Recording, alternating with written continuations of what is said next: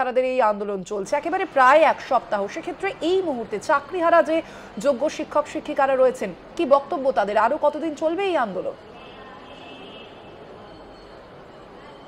দেখো, চাকরিহারারা শিক্ষকেরা তারা কিন্তু গত কয়েকদিনের মতো আজও তারা রাস্তায় বসে রয়েছেন, অধীর অপেক্ষায় তারা রয়েছেন যে কখন একটা ভালো খবর তাদের জন্য আসবে। তারা ধৈর্যের বাঁধ তাদের ভেঙেছে, কিন্তু দাঁতে দাঁত চেপে তারা লড়াই করছেন, কারণ তাদের চাকরিটাই একমাত্র উপার্জনের রাস্তা। সেই জায়গাতে তারা কিন্তু রোদ জল বৃষ্টিকে উপেক্ষা করে বিকাশ ভবনের সামনে অপেক্ষা করছেন। গতকাল রাজ্যের মাননীয় মুখ্যমন্ত্রী মমতা বন্দ্যোপাধ্যায়কে চিঠি লিখেছেন, মেল করেছেন, এখনও পর্যন্ত কোনো উত্তর তারা পাননি। তবে তারা কিন্তু আশাহত হচ্ছেন না, তারা আশা করছেন হয়তো রাজ্যের মুখ্যমন্ত্রী মমতা বন্দ্যোপাধ্যায় তাদের ডাকে সাড়া দেবেন। কারণ এর আগে ডাক্তারদের আন্দোলন হয়েছে, সেখানে একাধিকবার রাজ্যের মুখ্যমন্ত্রী ডাক্তারদের সঙ্গে কথা বলেছেন, সমস্যা সাময়িক সমাধান হয়েছে। ডাক্তারদের পক্ষ থেকে যেসব দাবি করা হয়েছিল সেগুলো অধিকাংশ পূরণ হয়েছে। শিক্ষকেরাও সেই আশা করছেন, যারা চাকরি হারিয়েছেন তারা কিন্তু ইতিমধ্যেই রাজ্যের মুখ্যমন্ত্রীর দ্বারস্থ হয়েছেন। এই মুহূর্তে বেশ কয়েকজন শিক্ষক যারা চাকরি হারিয়েছেন তারা বসে রয়েছেন, তাদের সঙ্গে কথা বলার চেষ্টা করব। অত্যন্ত মানসিকভাবে বিপর্যস্ত তারা। আপনারা এখন কি ভাবছেন? দেখুন, শিক্ষা দপ্তর বা মুখ্যমন্ত্রীর তরফ থেকে সদর্থক কোনো রকম উত্তর না আসা পর্যন্ত আমরা কিন্তু এই আন্দোলন চালিয়ে যাব। বিশেষত শিক্ষামন্ত্রী পূর্ববর্তী প্রেস কনফারেন্স করে যেটা বলেছেন যে আমাদের তরফ থেকে ওনাদের সঙ্গে কোনো রকম যোগাযোগ করা হয়নি, তো স্বাভাবিকভাবে আমরা কালকে ইমেল মারফত এবং তার সঙ্গে খোলা চিঠির মাধ্যমে যোগাযোগ করার চেষ্টা করেছি। দেখা যাক ওনাদের তরফ থেকে কি সদর্থক উত্তর আসে। এর শেষ কোথায় মনে হচ্ছে আপনাদের? বুঝতে পারছি না। আমরা এই লড়াই চলবে যতক্ষণ না পর্যন্ত আমরা যে এরকমভাবে রাস্তায় পড়ে থাকবো জীবনে, মানে পুরো আনএক্সপেক্টেড, মানে জীবনে কোনোদিন ভাবিনি। আমার কেমিস্ট্রি মাস্টার ডিগ্রি, আমার কাছে প্রচুর অপরচুনিটি ছিল। আমি কিন্তু শুধুমাত্র বাই চয়েস আমি এই প্রফেশনে এসেছি। আজকে এই দুর্দশা মানে আমি ভাবতে পারছি না, মানে কল্পনাই করতে পারছি না। খোলা আকাশের নিচে শুয়ে আছি রাত্রিবেলায়, শারীরিক কষ্ট তো হচ্ছে, শারীরিক কষ্টটাকে সেরকম কষ্ট মনে হচ্ছে না। মনে হচ্ছে যে আমি কি পাপ করেছি, আমি কোনো অপরাধ না করে আমি এরকম করে পড়ে আছি, আমি কোনো রকমের কোনো অপরাধ না করে। দেখো, তারা সকলেই কিন্তু চাইছেন সমাধান। এই চারটে ছোট্ট শব্দ সমাধান, তার মধ্যে উপরেই লুকিয়ে রয়েছে এদের আগামী ভবিষ্যৎ। যারা স্কুলে শিক্ষকতা করতেন, চক ডাস্টার নিয়ে ছাত্রছাত্রীদের পড়াশোনা করাতেন, তাদের আজকে খোলা আকাশের নিচে এই বিকাশ ভবনের সামনে বসে থাকতে হচ্ছে। তারা 7 তারিখ থেকে অবস্থান শুরু করেছেন।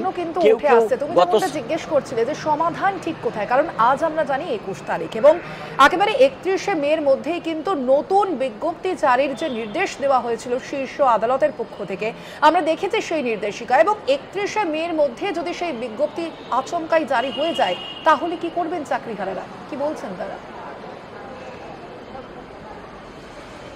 দেখুন, এই চাকরিহারারা তারা বসে আছেন, তাদের কাছ থেকে কথা বলার চেষ্টা করব।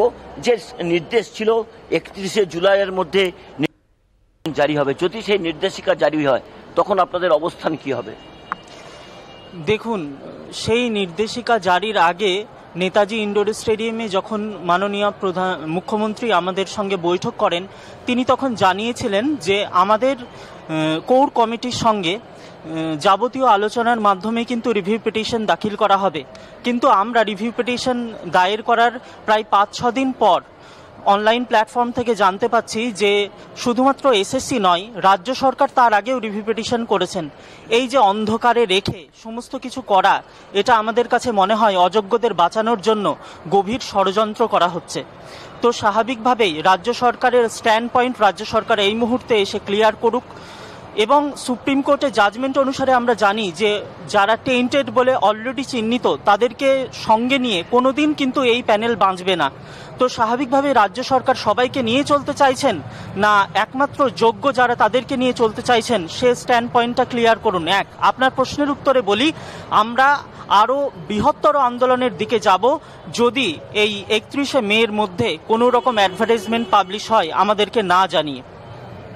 আপনারা তো এক সময় লড়াই করছিলেন, সবাই একসাথে দাঁতে দাঁত চেপে লড়াই করছিলেন, কারণ সকলের অন্ন এবং রুটি রোজগারের জায়গা হচ্ছে তাদের শিক্ষকতা। কিন্তু আপনাদের এই আন্দোলন হঠাৎ করে কেন কয়েকটা ভাগে বিভক্ত হয়ে গেল? বেসিক্যালি এইটা একটা ভুল ধারণা সংবাদ মাধ্যমে বিভিন্ন প্ল্যাটফর্মে প্রচার হচ্ছে।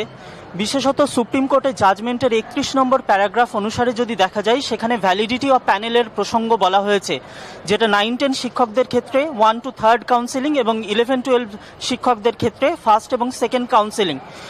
এবার এই ভ্যালিডিটি অফ প্যানেল হচ্ছে 1 বছর। 1 বছর পর যে নিয়োগটা হয়েছে, যে কাউন্সেলিংগুলো হয়েছে, সুপ্রিম কোর্টের জাজমেন্ট অনুসারে সেগুলো নিয়মের মধ্যে পড়ছে না, নিয়মের বাইরে পড়ছে। স্বাভাবিকভাবে প্রায় 13,000 শিক্ষক শিক্ষিকা যারা এই 9-10-এর ক্ষেত্রে 1 to 3rd এবং 11-12-এর ক্ষেত্রে 1st এবং 2nd কাউন্সেলিংয়ের মধ্যে আছেন, তারা ভাবছেন যে আমাদের পার্টিকুলার যেহেতু এই ভ্যালিডিটি অফ প্যানেলের গ্রাউন্ডের মধ্যেই আমরা পড়ছি, আমরা যেহেতু এক্সপায়ারি অফ প্যানেলের অন্তর্গত নই, স্বাভাবিকভাবে তারা সেই মর্মে আলাদা করে রিভিউ পিটিশন করার কথা বলছেন। এর মানে এই নয় যে আমাদের সামগ্রিক দাবি আলাদা বা আমাদের আন্দোলনের যে রূপরেখা সেটা আলাদা। যে যেভাবে পাচ্ছেন, দেখুন এই যে বৃহৎ সংখ্যক শিক্ষক শিক্ষিকা, তাদের মধ্যে জীবন কিন্তু এখনো পর্যন্ত এক হয়ে আছে এবং এখনো পর্যন্ত গত বৃহস্পতিবার থেকে টানা তাদের এই আন্দোলন চলছে। আপাতত ধন্যবাদ তোমায়। আমরা কথা বলছিলাম, আমাদের সঙ্গে সরাসরি ছিল